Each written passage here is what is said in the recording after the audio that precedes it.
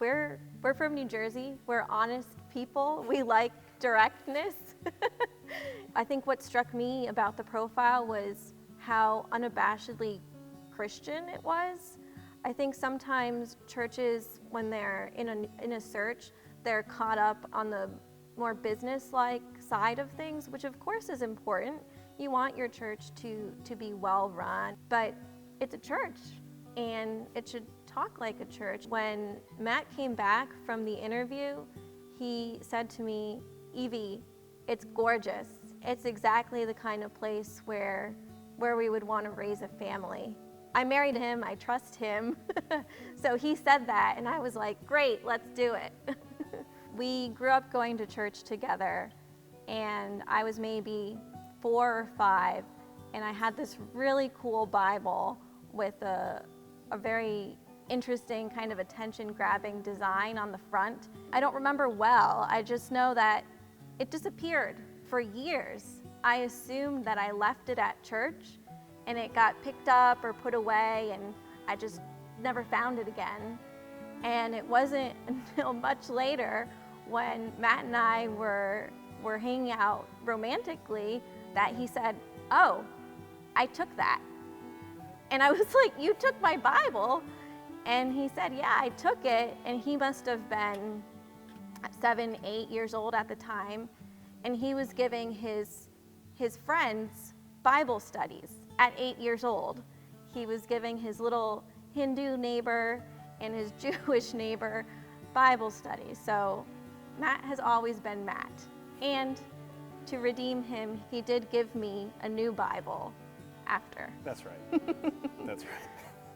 I've known Matt my whole life. My mom and I moved to the U.S. in 1992, and my family started attending the same church that Matt's family was attending. He's always been Matt. He has not really changed that much. He's always been super, super involved in church. He was never a normal kid.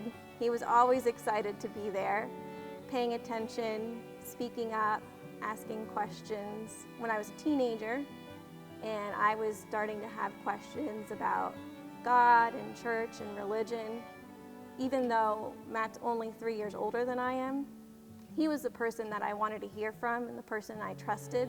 He was finishing his PhD in theology and we got married.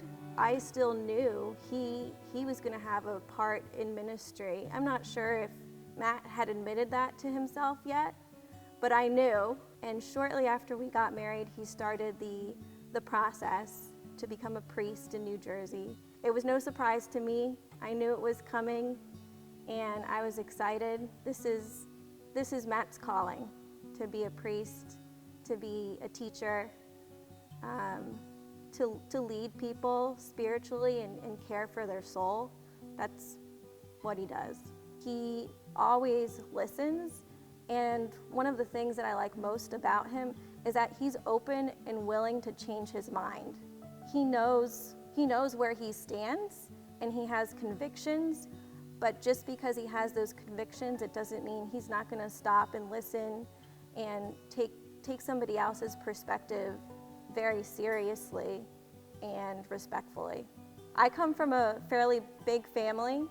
My dad is one of 5, and so our family get-togethers, there's a lot of people, and there's a lot of people on all aspects of the political spectrum, of all ages. If he could survive my family and get along with everybody, then I'm sure he will have no problem, and I've seen that in his work, in his ministry so far. He's really gifted at being able to speak to lay people or even to speak to non-Christians in a very affirming way that's comfortable and respectful, and people don't feel like they need to put up a guard, which I think is really important for ministry, because there's so many things in the faith that are complicated, difficult to understand, controversial,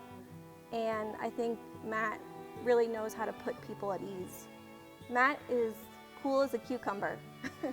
He is my rock, and he's so calm when all these things are coming at him. He and I are very different in that way. Of the two of us, I'm the worrier and I'm the anxious one, but Matt is very big picture, and he can take a lot of information, think through it critically and quickly, and have a game plan ready to go. And I've seen him grow a lot in his ministry since he's been ordained.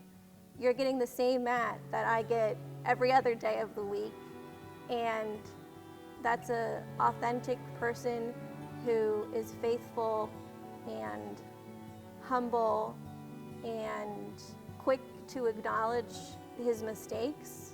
He's excited about learning and about being prepared for what the job throws at him.